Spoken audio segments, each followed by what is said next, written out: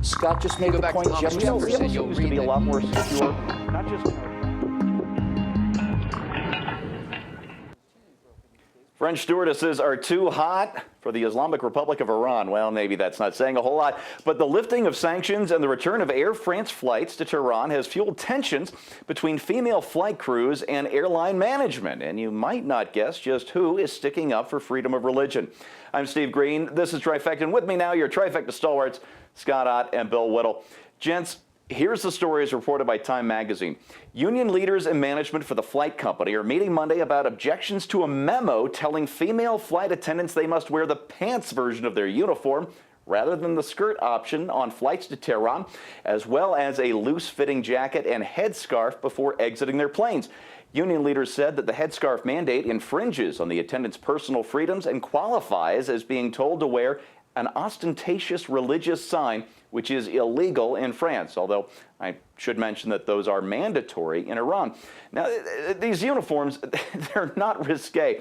The women wear knee-length pencil skirts, which would be at home in any Western boardroom, and yet Air France won't even allow its flight crew to wear them during a flight to Iran. Now, the airline did cave slightly to the flight crew's concerns. If an attendant doesn't want to conform to the mullah's dress code, she can opt out of flights to Iran.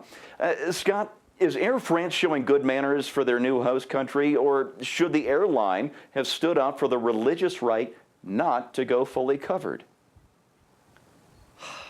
You know, this is a tough question. And, you know, the knee-jerk response would be, you know, screw the mullahs, we're going to wear what we want. But I think there are accommodations that every business makes to ingratiate itself with its customers. And there are costumes that many businesses choose to wear because they think it will have a positive effect on their business. And so years ago, that was the standard business suit, you know, and all the IBM boys wore the crisp suit with a nice tie and everything. And that was part of who IBM was. And then every banker used to wear a suit. Now every banker wears khakis and a polo shirt. And we've adapted because we thought it would be culturally appropriate. And in some cases, maybe more comfortable for the employees. So, you know, my tendency would be to say, as a personal decision, if it were me, I would say, screw the mullahs. I'm going to wear what I please and take my, you know, chances that my head will be on a block later that same day somewhere in Tehran. But I think that obviously the airline can tell its employees what to do. The employees can say, forget it, we're not going to do it. You know, on balance, I guess I would say if this is being done in order to increase business with this country where they could make some money, then I don't know if it's a horrible thing.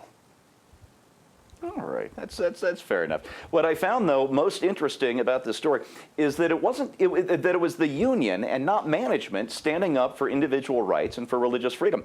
You know, Vladimir Lenin said that the capitalists will sell us the rope with which we will hang them, which I guess would have worked out better for them if the communists had been any good at making any money. But, Bill, is it the capitalists now that will sanctify forcing Western women into the hijab? Let me just say something flew into my head. That would have been different if the communists were any good at making money or any good at making ropes.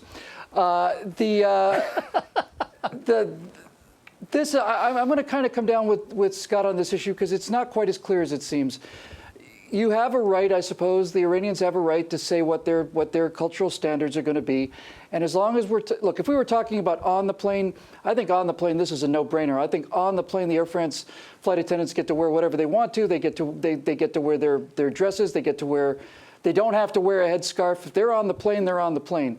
You know, Air France is what we used to call a flag carrier. Pan Am was the flag carrier for the United States. I remember when I first time I ever flew was a Pan Am 707 on the ramp with a Pan Am blue and a big American flag on the tail. And Pan Am was American no matter where you went.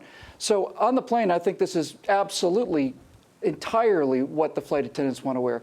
I think the issue comes when you get off the plane. You know, the Iranians have a right to decide what kind of dress standards and cultural standards they're going to have. I think they're barbaric and savage, and I love the idea that it's these basically young, hot women who are standing up for freedom while the rest of the country all around them just collapses into this, you know, butt-kissing state of obsequious sort of, you know, kowtowing to these mad lunatics.